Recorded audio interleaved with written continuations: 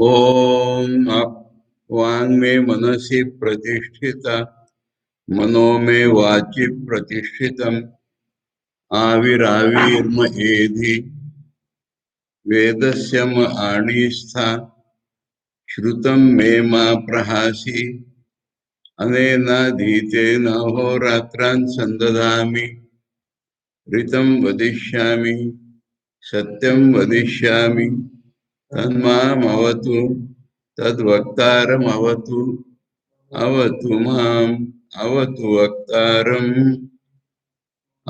वक्तारम्। ओम शांति शांति शांति। आज से हम लोग ऋग्वेदीय ऐतरेय आरण्य का अंतर्गत ऐतरेय उपनिषद पढ़ने जा रहे हैं। और हमारी पद्धति से पहले अनुबंध चतुष्टय सोचना ही होता है, और इसमें भी सबसे पहले हम विषय वस्तु को सोचते हैं, वो भी नाम निर्वचन के द्वारा। यानी हम क्या पढ़ने जा रहे हैं इसको पहले हम जानना चाहते हैं। यहाँ पर एक बात छोटी सी मैंने और नहीं बताई, कोई उपनिषद नहीं कहता है कि मैं उपनिषद। वेदों के उपनिषद नाम का एक भाग नहीं होता है अलग से। वेदों के भाग तीन होते हैं, संगीता, ब्राह्मण और आरण्यक। ये आरण्यक भाग में से उपनिषद है, और उसके शाखा के अलग अलग नाम कोई ढूंढने से पता नहीं चलता क्या नाम कैसे हुआ। तो ये ऐतरेय आरण्यक, ऋग्वेद का ऐतरेय आरण्यक, उसके अध्याय 4, 5 और 6 का नाम ऐतरेय उपनिषद क्यों है? लोगों ने पहचान लिया उसको, ये तो उपनिषद है, और नाम तो वो ऐतरेय आरण्य का भाग है, इसलिए ऐतरेय नाम हो गया उसका। तो ये वेद और वेदांत अर्थात उपनिषद, उपनिषद माने वेदांत, वेदांत माने उपनिषद। वेदांत में और भी कोई चीजें उपनिषदों के साथ अंतर्भूत हो जाती हैं, परंतु प्रधानतः वेदांत माने उपनिषद, उपनिषद माने वेदांत। तो क्या चीज है, इसको हम लोग समझने की कोशिश पहले करते हैं। कुछ लोग वेदांत को एक दर्शन प्रणाली, स्कूल ऑफ थॉट ऐसा मानते हैं, और वेदांत होगा वैसे एक दर्शन प्रणाली। व्यासदेव ने जो ब्रह्म सूत्र की रचना की, या शायद उन्होंने शारीरिक मीमांसा नाम दिया उसको हम लोग ब्रह्म सूत्र, व्यास सूत्र, वेदांत सूत्र कहते हैं। और उसके आधार पर वेदांत दर्शन की रचना को करते हैं। वेदांत को एक दर्शन है क्या? उसी व्यास सूत्र के आधार पर कई लोगों ने कई प्रकार की व्याख्या की, तो उसको विशेष रूप में जोड़ अद्वैत वेदांत, द्वैत वेदांत, शुद्ध अद्वैत वेदांत, जो पूर्णता स्थूलता द्वैती है, वो विशिष्टाद्वैत वेदांत। ऐसे तो फिर वेदांत को हम एक स्कूल क्यों क्यों माने, और कोई स्कूल ऑफ थॉट से हमारे क्या होने वाले हैं? ऐसा श्री रामकृष्ण जी ने कह दिया, जितने मत है उतने पथ है। किंतु हम तो वेदांत शब्द का मूल जो अर्थ है, वेद शब्द का अंत वेदांत, इसको अगर हम समझते हैं तो आध्यात्मिक दृष्टि से वही लाभकारक है। इसलिए मेरा हमेशा ही प्रयास रहा है और रहेगा आज भी, कि हम वेद और वेदांत, वेद का अंतिम वेदांत इस दृष्टि से जानने की, उसको समझने की कोशिश करें, तो हमारा फायदा होगा। तो वेद क्या है? विद धातु से वेद बना, यानी शाब्दिक अर्थ अगर हम लेंगे शब्द का, तो वेद माने ज्ञान। परंतु सारे ज्ञान को वेद नहीं कहते। जिस ज्ञान को हम अपनी साधारण आदमी के 5 इंद्रियों से जानते हैं, या उसके ऊपर हजार किस्म के अनुमान तर्क लगा करके पाते हैं, उसको वेदों में स्थान नहीं है। गलती से अगर ऐसी कुछ बातें वेदों में आ गई होगी, चलते प्रासंगिक रूप में, तो उसको भी वेद नहीं कहते। उसको हम कहते हैं विज्ञान। कहना बड़ा विचित्र, दोषयुक्त हो जाएगा। अंग्रेजी में साइंस कहते हैं, हम उसको भौतिक विज्ञान कैसे? तो पूरा भौतिक विज्ञान, इसको वेदों में स्थान नहीं है। वेद माने सूक्ष्म ज्ञान, और सूक्ष्म की परिभाषा क्या है?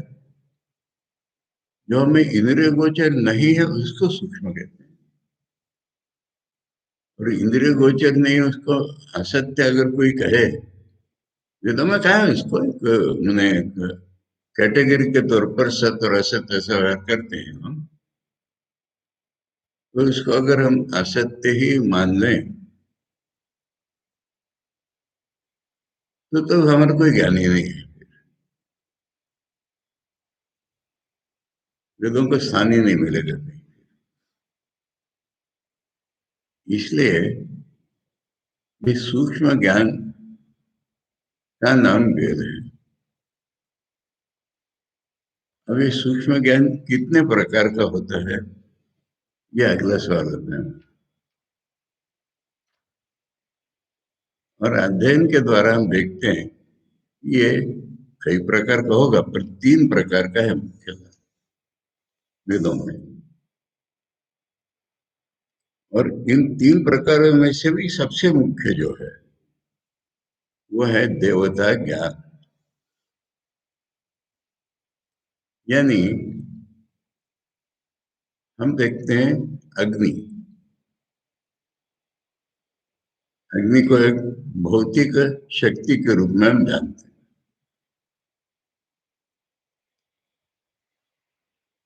परंतु जो ऋषि कहलाते हैं, ऋषि दर्शनात्, जिसको अतीन्द्रिय दर्शन होता है, उसका नाम ऋषि। ये शब्द की व्याख्या है। अब इधर हम ज्यादा नहीं चलना चाहते हैं, क्योंकि एक बड़ी ही विचित्र से, एक हम लोग हमारे देश में बड़े ऋषि मुनि तपस्वी हो गए। ये ऋषि मुनि तपस्वी 3 अलग लोग हैं। क्या? ऋषि दर्शन मुनि मना था, तपस्वी तपता। तपस्या से तपस्वी, तप जो करे तपता हमने, तपस्या जो करे वो तपस्वी, सोचे वो मुनि, जो देखे वो ऋषि।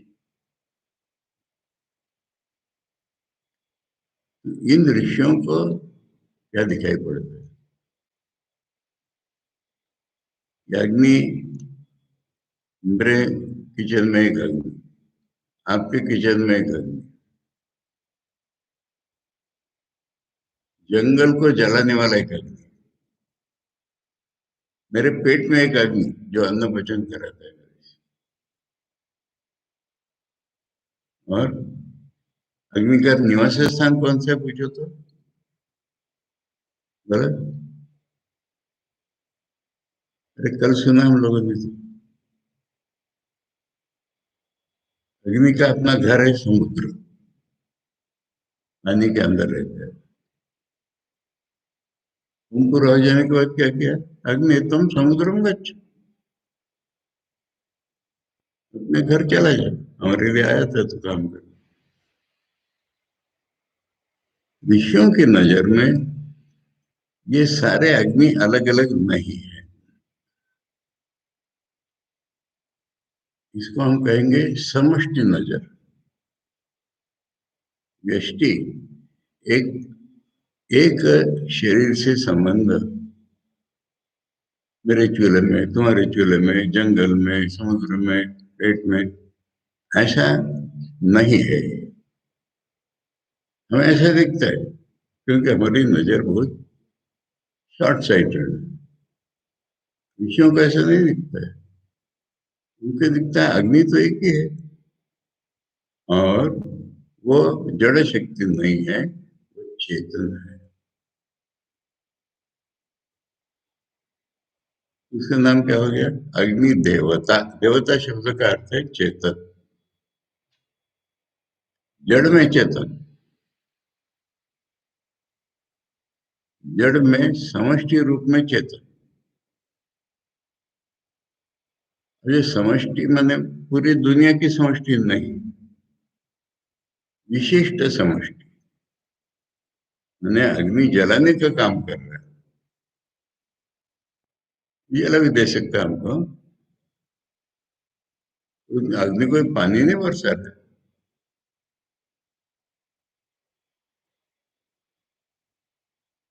अग्नि हमारे नाक को, कान को कोई मदद नहीं कर रहा।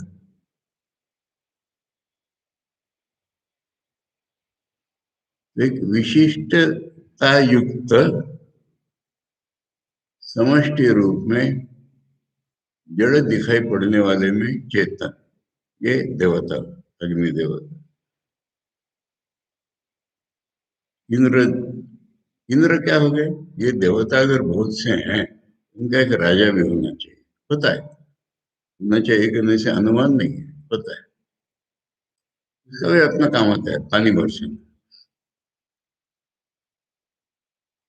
पानी की देवता वरुण है, और पानी बरसाने वाली देवता इंद्र है। ऐसा ऋषियों ने देखा। और उसके साथ हमारा संबंध क्या रहा? यानी ऐसा देखते में हमारी अपने की दृष्टि क्या हुई? ये बहुत बड़ी चीज है। साइंस में, भौतिक विज्ञान में अपने को भी एक भूत शरीर ही माने। अधिक से अधिक शरीर से ऊपर अगर में कोई मन है, उसको इतना इतना कुछ कहेंगे, स्तोम मचा दिया, उसको ब्राइट बॉडी कह दिया, सोल कह दिया। तो ऋषियों ने तो जाना है कि वो तो जड़ ही है, सूक्ष्म जड़ है, ये चेतन है।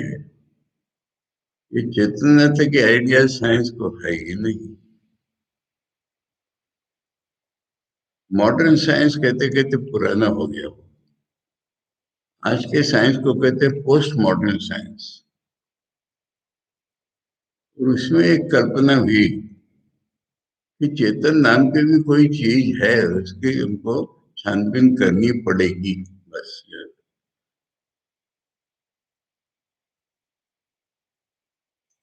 भौतिक विज्ञान में एक चेतन तो उनको दिखता ही है, और उसको वो क्या मानते हैं? ये जो कॉम्बिनेशन, संघात, हमारा शरीर, बॉडी, इस प्रकार से मैटर जब अरेंज हो जाता है, तो उसमें एक चेतनता की रिएक्शन आती है।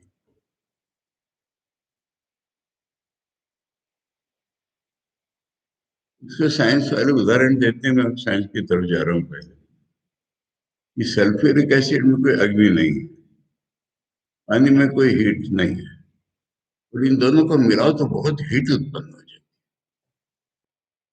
इसी तरह से तब उनको न्यूक्लियर फिजिक्स पता नहीं था क्यों हीट होती है।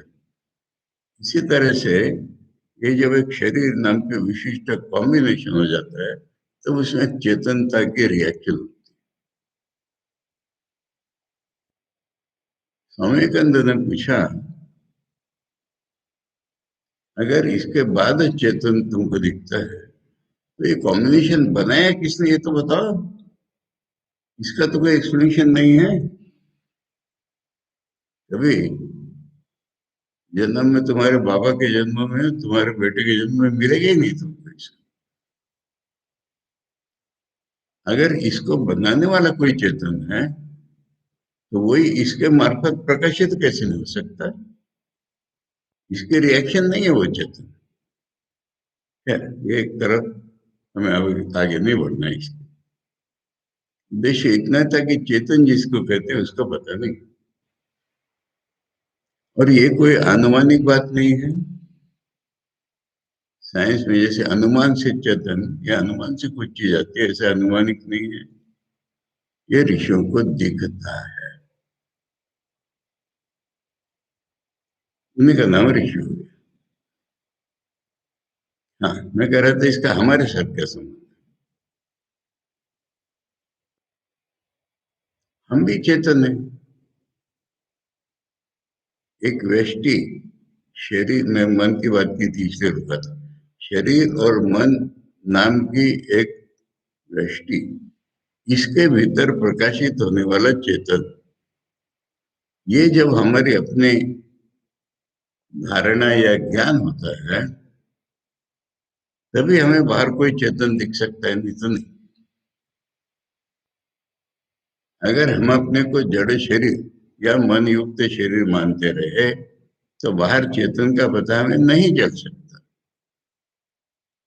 बाहर चेतन का पता हमको तब चलता है जब तक हम अपने भीतर भी चेतन पाते हैं। अब इस बाहर के चेतन हमारे चेतन में रिश्ता क्या बना। पहला तो एक अपनीयत भाव आ गई, यानी हम भी चेतन, ये भी चेतन, इसलिए हमारी चीज है, ऐसा एक भाव आ गया। हम व्यष्टि चेतन और ये समष्टि चेतन, तो फिर हमसे इसमें ताकत शक्ति ज्यादा। अरे हमारा है ना। तो जैसे छोटे बच्चे माँ बाप से कुछ मांगते हैं, ऐसा इस अपने भाव के कारण हमें इनसे मांगने की इच्छा होती है। हम देखते हैं कि अग्नि हमारी रसोई तो बनाते ही है, परंतु ये अगर सारी दुनिया में अग्नि है तो हमें और ये दे दे, हमें वो दे दे, हमें स्वर्ग दे दे, तू जहाँ रहता है वहां में ले चल, वहां सुख भोग बहुत ज्यादा होगा, इत्यादि कई चीजें क्यों मांगते हैं हम। अगर एक फंडामेंटल बातें करो इसके आधार पर, नहीं तो कई बार बातें, कि हम अगर एक विशिष्ट शरीर मन युक्त चेतन है तो हम एसेंशियली कुछ बातें, अहंकार, स्वार्थ, संकुचितता, ये तीन बातें अपने आप आती हैं अगर एक विशिष्ट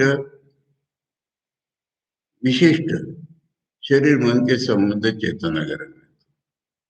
चेतन है, चेतन नहीं होते तो हम इच्छा भी नहीं उठ सकती थी। शुद्ध चेतन होते तो इच्छा नहीं उठ सकती। पर एक व्यष्टि मन से किस प्रकार संयुक्त हुआ है बाप जाने, ऐसा हम चेतन है। इसलिए मैं, अहंकार,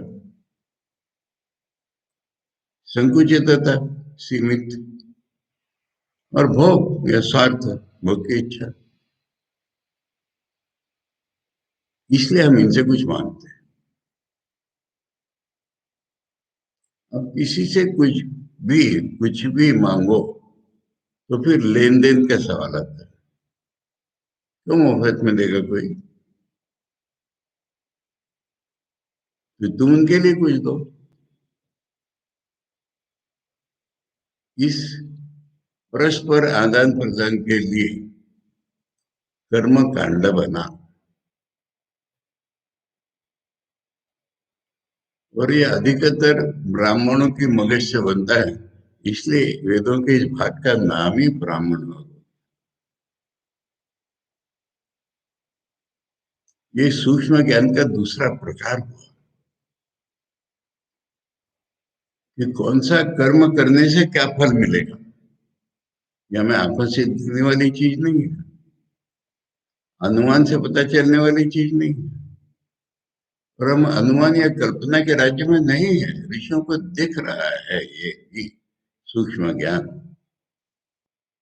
इस तरह का मंत्र पढ़ के इस तरह की आहुति अगर तुमने दी तो फिर तुमको इस तरह का फल मिलेगा। यहां से वैदिक कर्म कांड की उत्पत्ति हुई। कर्म कांड ज्ञान कांड ऐसे भाग एकदम मत करो। ये ब्राह्मण पोर्शन बना विनियोग। पहला जो पोर्शन है वो मैंने पूरा बताया ही नहीं। हाँ हाँ हाँ हाँ। अरे कहाँ हम, कहाँ अग्नि देवता, कहाँ इंद्र देवता, कहाँ वरुण देवता। इसलिए इसकी स्तुति हम करने लगे ऋषि लोग। स्वामी के अंदर ने यहाँ तक कहा है कि अगर हम में मनुष्य में इच्छा अगर नहीं होती कोई, तो धर्म का एक ही रूप रह जाता, भगवान की स्तुति करना।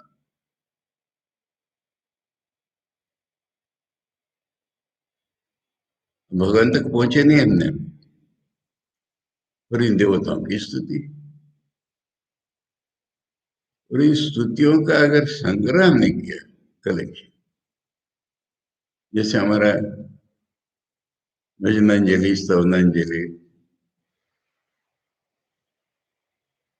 गुरु ग्रंथ तो खाली भजनों के संग्रह और कुछ भी नहीं है। तो ये वेदों का पहला भाग हुआ संगीता।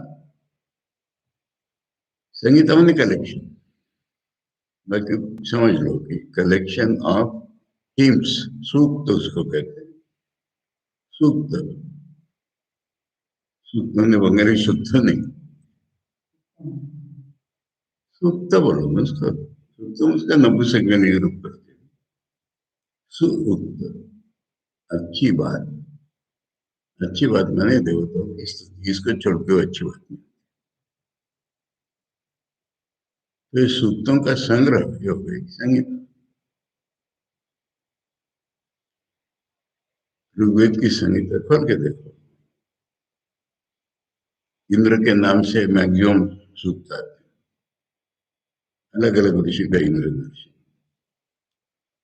इससे नेक्स्ट किसके आएंगे, इसके नेक्स्ट किससे आएंगे, कभी बाहर से रिसर्च करने वालों का ये सब हिसाब होता है। अग्नि, मित्र, वरुण, वरुण का ही शायद इंद्र से नेक्स्ट नंबर है।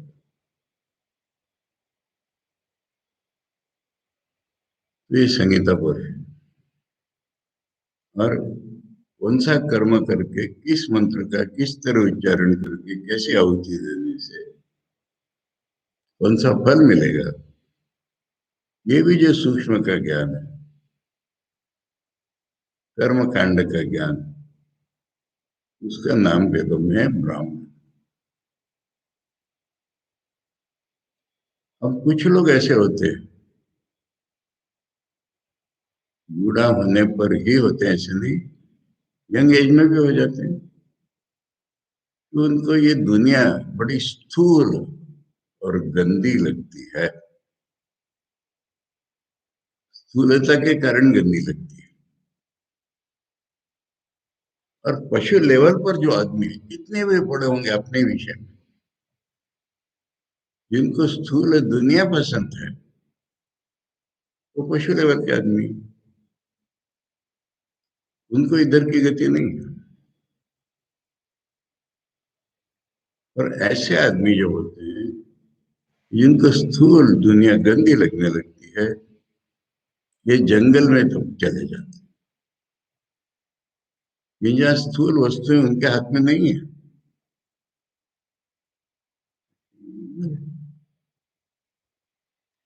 और मन ही मन प्रार्थना करना, उपासना करना, जैसे हमारी स्थूल पूजा के अंतर्गत मानस पूजा होती है, शिव मानस पूजा, इस तरह से मन के सामर्थ्य से भगवान की आराधना करना, देवताओं की भी आराधना हो सकती है, भगवान की भी हो सकती है।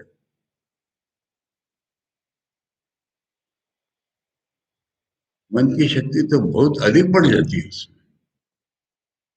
जब मन शरीर से अलग हटने लगता है, स्थूल चीजों से मन अगर हटने लगता है, तो उसमें शक्ति बहुत हो जाती है। स्थूल ने मानव मन को बांध करके नीचे खींच कर रखा है।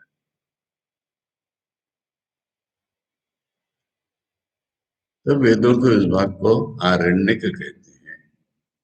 जंगल में जाकर के ऋषि मुनियों ने जो किया, उसका नाम आरण्य।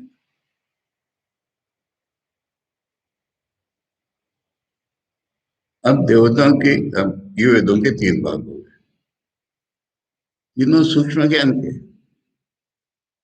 यानी मन को देखना, हमारी इंद्रियां तो सूक्ष्म है, इंद्रियों से हम दुनिया को देखते हैं, पर इंद्रियों को थोड़ी देखते हैं। ये तो बाहर के खाली उसके लोकेशन, किले हैं जहां पर रह करके काम करते हैं। अरे दिखने में सुंदर आके और आदमी अंधा, ये भी तो होता है। इंद्रिय काम नहीं कर रहे। तो इन इंद्रियों का प्रत्यक्ष ज्ञान, मन का प्रत्यक्ष ज्ञान, सूक्ष्म सारी चीजों का ज्ञान, ये सूक्ष्म ज्ञान का तीसरा प्रकार।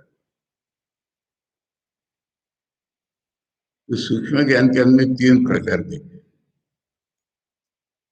चेतन का ज्ञान, कर्म और फल के संबंध का ज्ञान, और सूक्ष्म चीजों का ज्ञान। इन तीनों का स्थान है वे।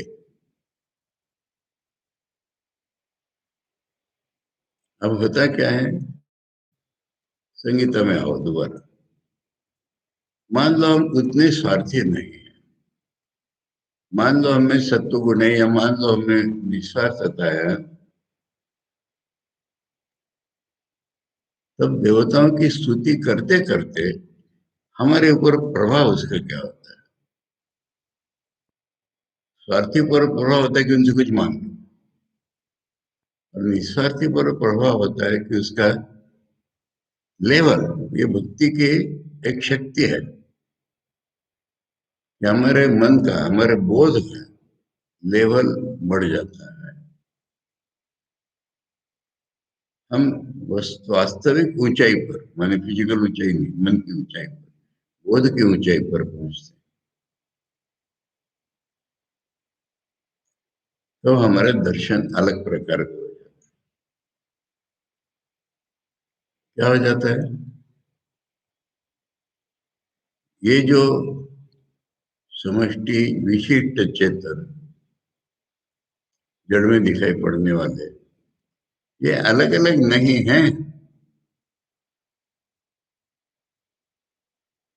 इसको समझने के लिए हम तर्क का प्रयोग करते हैं। जो चेतन है वो तो फिजिकल चीज ही नहीं है ना। चेतन किसी विशिष्ट के साथ संबंध आते कैसे? हम उसको लिमिटेड देख रहे हैं इसलिए आता है। चेतन का तो कोई भौतिक लंबाई चौड़ाई ऊंचाई नहीं है, चेतन में तो कोई छेद नहीं है। जब चेतन की धारणा या ज्ञान हमारा उन्नत होता है, तब हमको ये चीजें पता चलती है। तो फिर सारी दुनिया में चेतन एक ही है। अब यहाँ पर हमारे ज्ञान में एक जंप आता है। सारी दुनिया एक देवता है, समष्टि विशिष्ट देवता, और हम व्यष्टि है अलग। अगर चेतन पूरी दुनिया में एक ही है, तो हम अलग कहाँ से रहे? हमारा स्वरूप शरीर मन से संबंध चेतन नहीं है। ये तो हमें अज्ञान भ्रम के कारण दिखाई पड़ रहा है। हमारा स्वरूप तो चेतन ही है। और चेतन दो नहीं हो सकते, ये एक जंप हुआ। दूसरे, बाहर जब हम देखते हैं, जड़ के भीतर चेतन को देख रहे थे, और जड़ कोई चीज ही हमको दिखाई नहीं। हमको ये दिखाई पड़ता है कि एक ही चेतन है, उसका एक मजेदार स्वभाव है कि वो अनंत नाम रूपों में से प्रकटता है। अनंत नाम रूपों में से जो प्रकटता है, तो नाम रूपों में कैटेगरीज बहुत होंगे।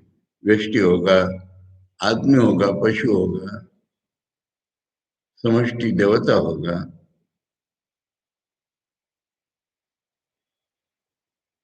अब हम उस चेतन को देख नहीं पा रहे, तो हमें क्या दिखाई पड़ रहा है? नाम और रूप। इसका नाम जड़ हो गया, अन्यथा जड़ नाम की कोई चीज नहीं है। ये दूसरा जंप हुआ हमारे ज्ञान में। हमारे अपने बारे में ज्ञान में जंप हुआ कि हम एक व्यक्ति शरीर मन के साथ जुड़े हुए चेतन ये नहीं है। हम चेतन स्वरूप हैं। चेतन दो नहीं हो सकते। चेतन में कोई भौतिक न होने के कारण दो नहीं हो सकते। तो हम तो वही चेतन है, जिसको हम भगवान कह रहे हैं, वही हम भी चेतन। जो पूरी दुनिया का जो चेतन है, वही हम चेतन है। ये एक जंप और दूसरा जंप, बाहरी दुनिया में जड़ नाम की कोई चीज नहीं, ब्रह्म के नाम है और रूप है। न तो नाम कोई सच्चाई है, न कोई रूप कोई सच्चाई है, क्योंकि रूप तो प्रतिक्षण बदलते हैं।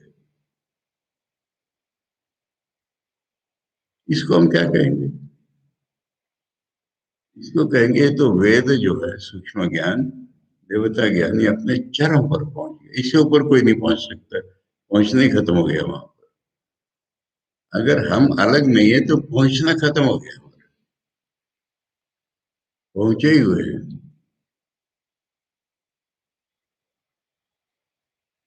इसको हम कहते हैं वेदांत।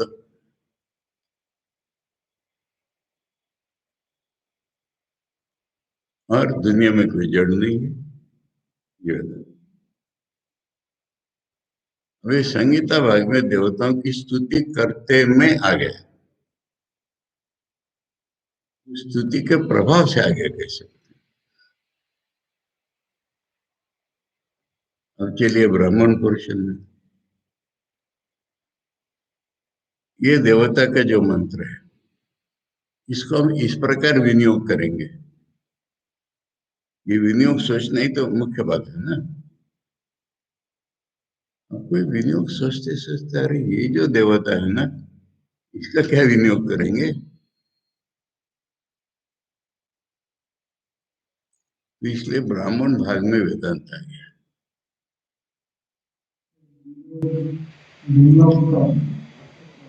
कितनी बार बताया ना, अभी भी तो बताया। इस मंत्र का प्रयोग किस कर्म में करेंगे कि हमको ये फल मिलेगा, इसका नाम विनियोग, use, practical use of that मंत्र। एप्लीकेशन, विनियोग माने एप्लीकेशन। ऐसे मंत्र मिलते कि उसको कोई विनियोग नहीं। और इसमें तो स्वार्थी फल देने वाला कोई विनियोग नहीं है।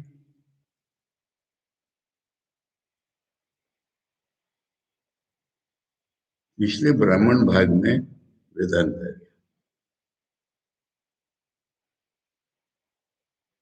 अब आरण्यक तो सूक्ष्म ज्ञान तो है ही शुरू से। सूक्ष्म ज्ञान में अगर हमारी हाइट बढ़ गई, तो वहां वेदांत आ गया।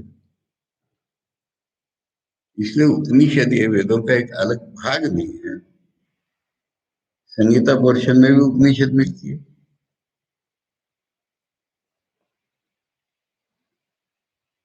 ब्राह्मण भाग में भी मिलती है, आरण्यक भाग में भी मिलती है।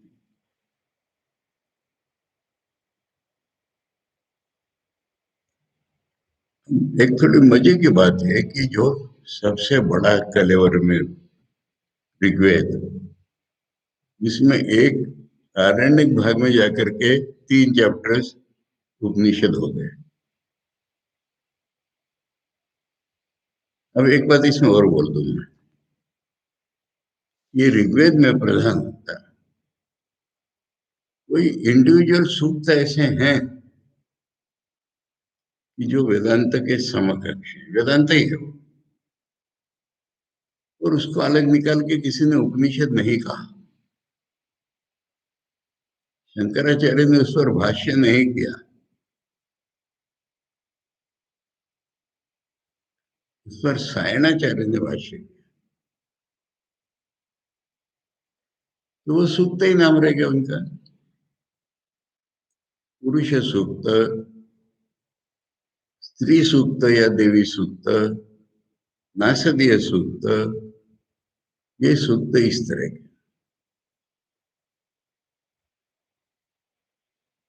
नारायण सूक्त जो आजकल मिशन में ज्यादा पॉपुलर हो गया, वो यजुर्वेद का है, वो ऋग्वेद का नहीं।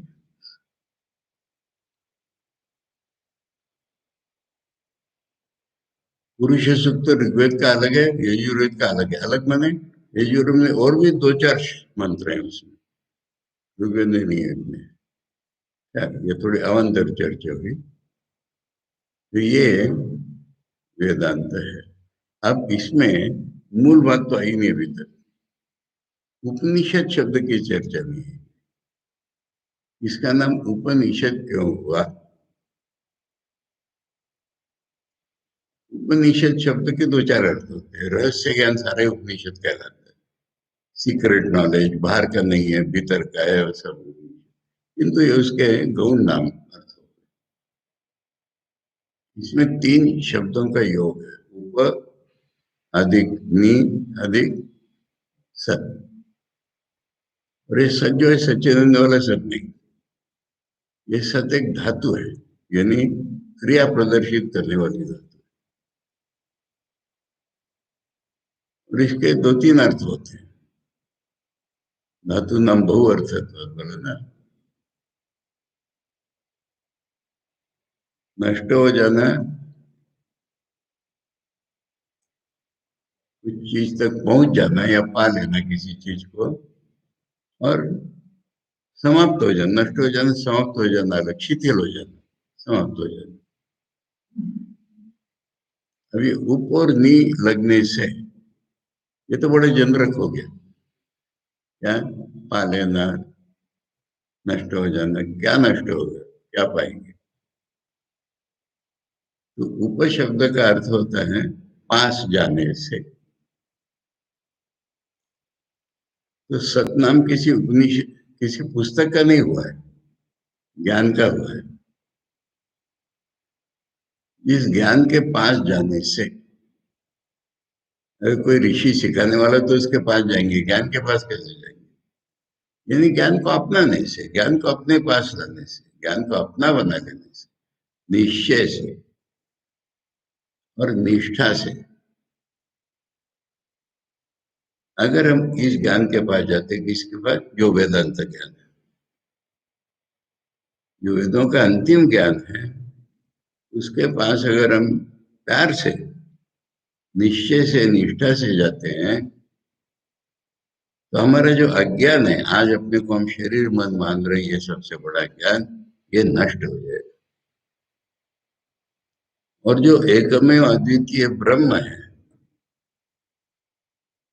उसके साथ हम पूरे एक हैं या अभिन्न हैं, ये हमें अनुभव हो जाएगा। इस अनुभव को हम कहेंगे ब्रह्म पाल्य, क्योंकि बाहर की वस्तु नहीं पाने की, हम ब्रह्म है, ये इसको कहेंगे कि ब्रह्म पाल्य। अब अज्ञान के कारण हमारे बंधन है, डिजायर्स के रूप, अपूर्णता के रूप में हमारे सारे बंधन है, ये सारे शिथिल हो जाएंगे, खत्म हो जाएंगे। ऐसा अर्थ इसका उपनिषद शब्द का बनता है। अब एक सवाल यहाँ पर हो रहा है कि उपनिषद या वेदांत अगर ये चीज है, तो अलग अलग उपनिषद कैसे हुए, क्यों हुए? अलग अलग वेदों में या एक ही वेद में अलग अलग क्यों हुए उपनिषद?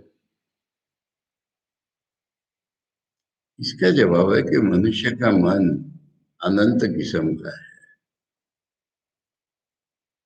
जाफर का गाना गाते हैं ना हम, जैसे चाह तूने बनाया, जो कुछ है सो तू ही। क्या हिंदू, क्या मलायक, क्या इंसान, मलायक मैंने जानवर, पशु, क्या मलायक, क्या इंसान, क्या हिंदू, क्या मुसलमान, जैसे चाहे तूने बनाया, जो कुछ है सो तू ही है। तो ये अनंत प्रकार के मन है मनुष्य। अब उस मन को जब हम वो ज्ञान देते हैं, जो कोई देने वाला हो, तो ज्ञान देने का विधि प्रकार अलग हो जाता है। ज्ञान एक ही है और उस मन को देना, देने वाले भी बहुत, लेने वाले भी बहुत, इसलिए उपनिषद अनेक। और उनके नाम, कोई ऋषि अपना नाम नहीं छाप मारता उपनिषद, वो ऋषियों के आइडिया ही नहीं है। क्योंकि ऋषि जब आदमी नहीं रहा तभी तो महर्षि हो गया, वो ब्रह्मर्षि हो गया। जब एक इंडिविजुअल ही नहीं रहा वो, तो अपना नाम क्यों देना चाहे? इसलिए किसी तरह से उसको याद रखने के लिए आचार्य लोगों ने नाम दे दिया।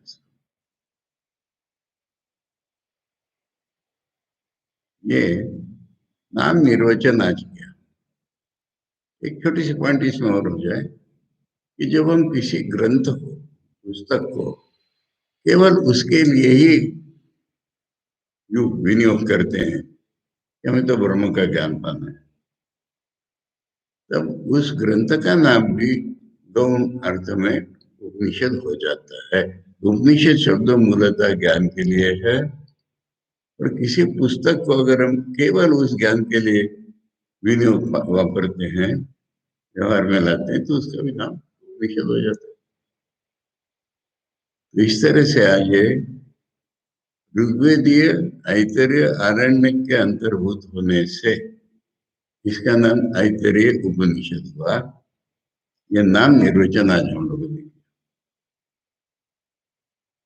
अब बाकी चीजें जो इसके अनुषंग से कि हमारे जीवन का पर्पस क्या है, इस उपनिषद को देने वाले का पर्पस क्या है, प्रयोजन,